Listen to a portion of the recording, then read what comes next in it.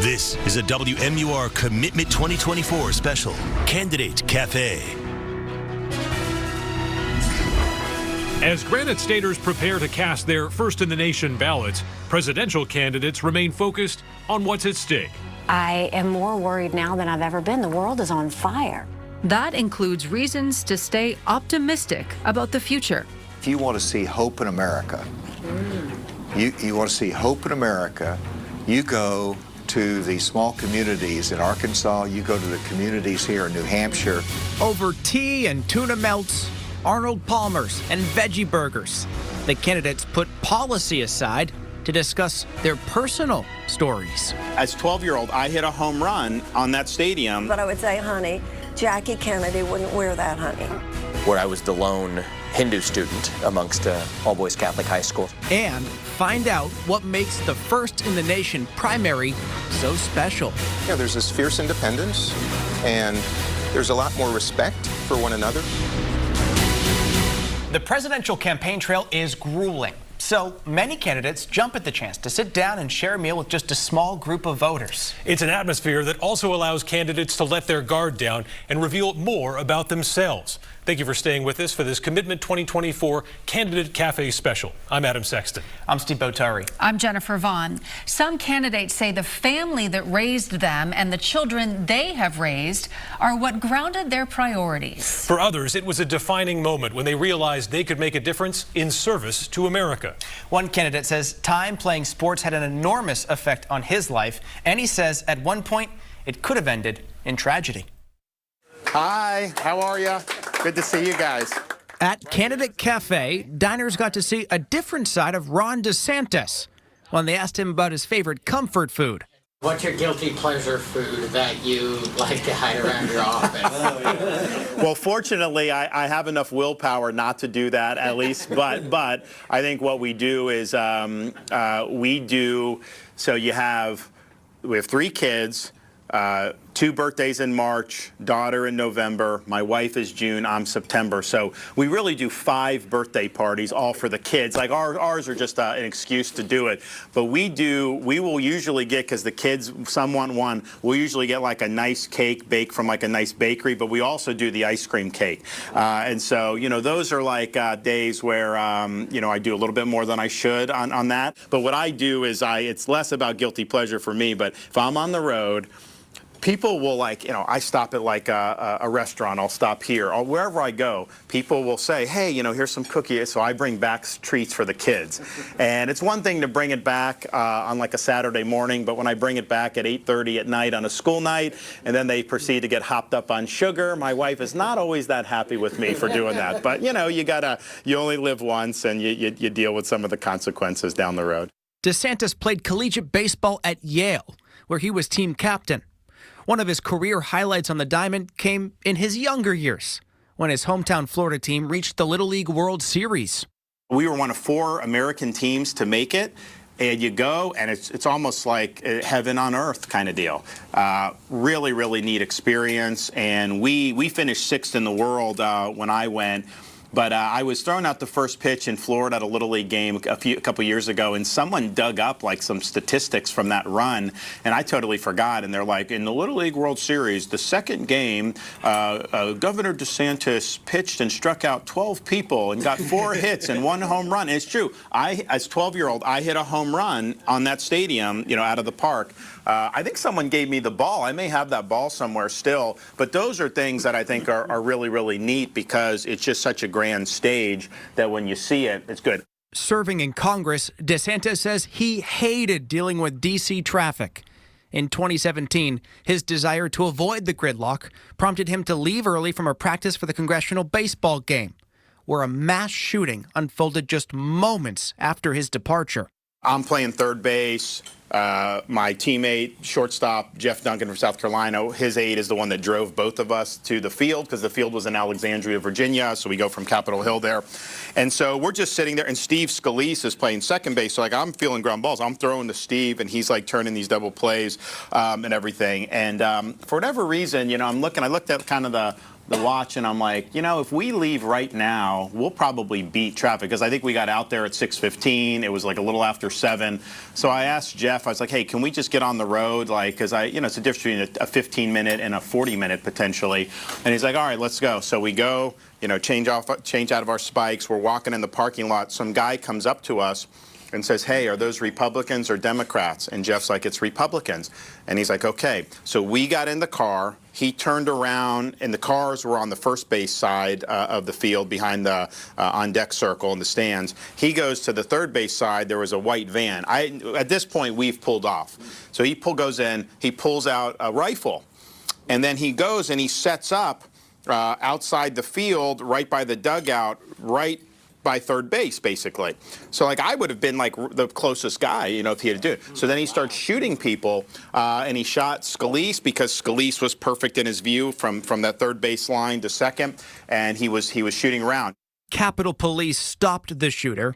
DeSantis didn't know what happened until they walked past a bank of TVs in the Capitol gym. So first of all, I just called my wife, because I'm like, I'm fine. But she had not even seen the news, which is good. I was like, don't worry, I'm fine. We're still figuring out what happened, whatever. But yeah, I mean, it was, I just, for some reason, something came upon me to say, hey, you just got to get on the road today. And we did. And, who knows what would have happened if we had stayed another 15 minutes. DeSantis is an Iraq war veteran. He says it didn't take long on the ground there to know the mission was going sideways. We weren't winning clear victory. I mean, when you say create a democracy in a foreign country, well, it's not the same thing as what we do. And, kind of goes back to the civics. Our country was birthed out of, like, all hundreds of years of intellectual currents, right? The idea that we're just going to go in and Iraq is all of a sudden going to behave like us, that's just not the way it was. It was like the Shia voted one way, the Sunni voted the other, Kurds voted the other. So I think that those were things we should have known, but you're on the ground for literally a week or two, and like, this is not going to work. Hey, everybody. Wheel it in. One candidate who is on the ballot but is not running anymore is North Dakota Governor Doug Burgum. When he and his wife joined our cafe diners, they talked about one of the most memorable times of his life when he was a chimney sweep. When I was a senior in college and I was paying my way through college, there was the energy crisis. There was there was one of the first Arab oil embargoes. Prices were skyrocketing. People were starting to actually heat their homes with wood in North Dakota, and that was causing chimney fires. That's a risk. So hey, there's an opportunity here to do this, and minimum wage had just gone from like $175 to $235. I had fraternity brothers in college that were working jobs where you work all these hours and get like almost nothing, and I realized that I could charge $40 for sweeping a chimney. So I ordered all the equipment online. I found a guy that had he was selling wood-burning stoves, and called him. I said, hey, can I use your phone number for the ads that I put in when people ring up the thing? And then he said, I've got a 1947 Chevy pickup that you could use. So I drove around. I got a used tux and a top hat from a what do you call it? Like a costume store? No, it was wedding. Like a wedding supply thing. Because it turns out they rent all these tuxes, and then when they're done, at some point they get rid of them. So I got one of the ones that was going like to Goodwill. I had a couple of those because they get dirty when you're a chimney sweep. So anyway, I went, and this was on the heels of the Dick Van Dyke and Mary Poppins, the whole Julie Andrews thing. So then people would always ask me, do you sing? And I'd be like, that's extra. And he'd say, how much? I'm like, double. And so nobody ever asked me to sing because I was for their protection. I always loved competitive sports, which is why people say, why were you playing basketball the day before a debate? And I'm like, well, why wouldn't I? I've been playing basketball for over 50 years.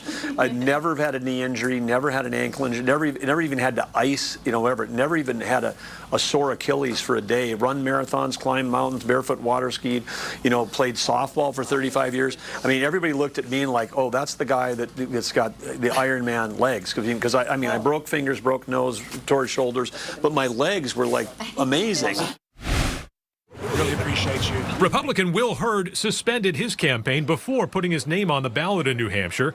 But running for president was just one more unusual experience for this former congressman and clandestine CIA officer.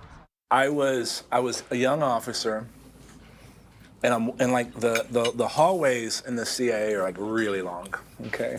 And I see this woman kind of staring at me, and it was awkward. And I'm just walking. I'm a junior guy, and she walks up to me. She goes, "Come with me." And she was obviously more senior than me, and I'm like maybe in the CIA for like a year and a half. Like maybe this is normal.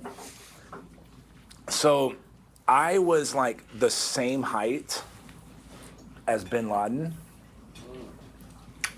And like I have some facial features that's similar.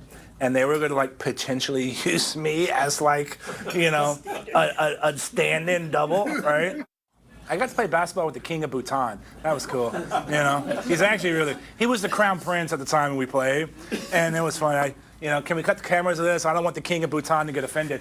But he was really good.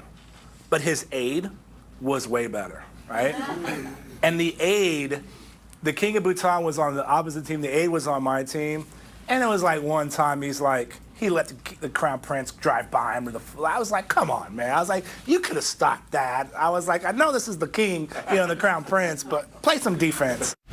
Candidate Cafe is a return to New England for Dean Phillips. 3 generations of his family spent their summers at a camp on the Saco River in Maine. His career included time in the vodka business, building a gelato brand, and finally to the halls of Washington.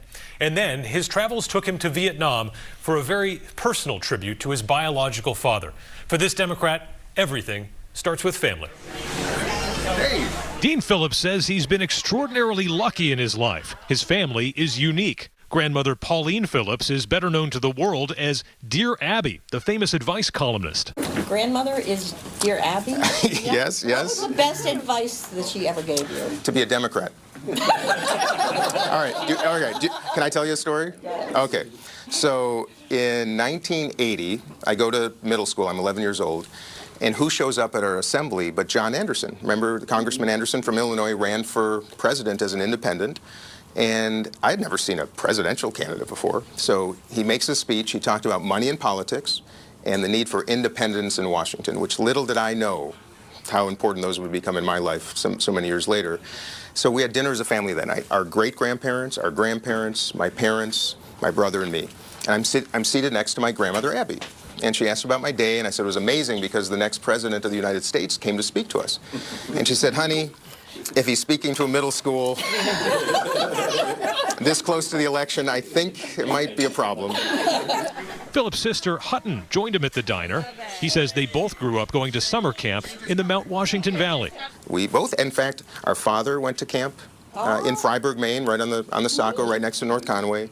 I went, was a counselor. Hutton, my brother Jay went, my daughters, 3 generations of our family all went to this tiny little camp on the Saco. What a beautiful way to, spend summer and to appreciate how lucky we are. He was just 6 months old in 1969 when his father, an Army captain, was killed in a helicopter crash during the Vietnam War. He earned an ROTC scholarship to attend college, went to the University of Minnesota Law School, served our country, went to Vietnam some months before I was born. He died 2 days after the moon landing, and I think regularly, especially as I started this endeavor, that he would look up and knew that Americans had landed on the moon. Knowing that when he was about 14, that President Kennedy had called for that to happen, he got to see it, and I would imagine that he looked up and saw, America at its very best, and would look down on the ground in Vietnam and would see us at our very worst. And that's kind of that juxtaposition that in some cases continues to this very day. But that's how my life began. His mother, widowed at 24, then married into quite a dynamic family. Beyond Dear Abby, Philip's grandfather was a successful businessman. Through generations, they built the Belvedere vodka brand and Talenti Gelato. We had a great-grandfather, Jay Phillips, who would tell me 2 things in business. He said, it's a means to an end. It's not to collect as much wealth as humanly possible, rather to share as much as humanly possible with both the people and communities. And then he also said that money is like manure. Are you all done eating? He said, money is like manure. He said, Dean, if you stack it up, it stinks. And if you spread it out, it fertilizes. And that's kind of our family ethos. Phillips moved from business to politics when he successfully ran for Congress in 2018. Washington's culture came as a shock. I assumed that Nancy Pelosi and Kevin McCarthy would do what we're doing right now. You know, just get us together at a table, tell our life stories a little bit, you know, get to know each other, break bread, maybe do a ropes course and build some trust. You know, something, you know, with intention to create togetherness and understanding. But my goodness, my friends, on day one, it was systemic segregation.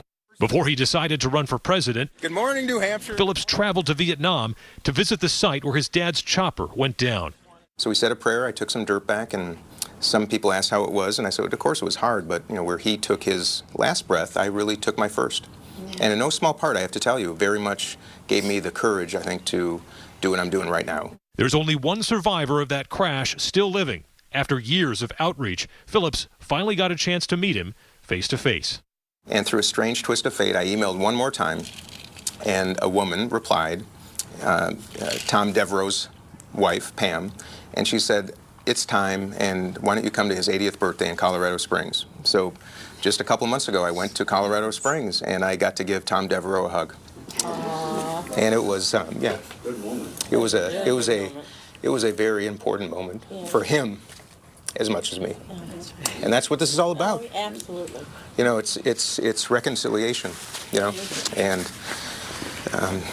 I'm sorry. Oh, no, that's what we're honored that you told us that story. It's yeah. I haven't told that story to many people, but you know, that's what this whole thing is about: is giving hugs to those who both need them and who are afraid of them, and that's why I'm doing this. Okay.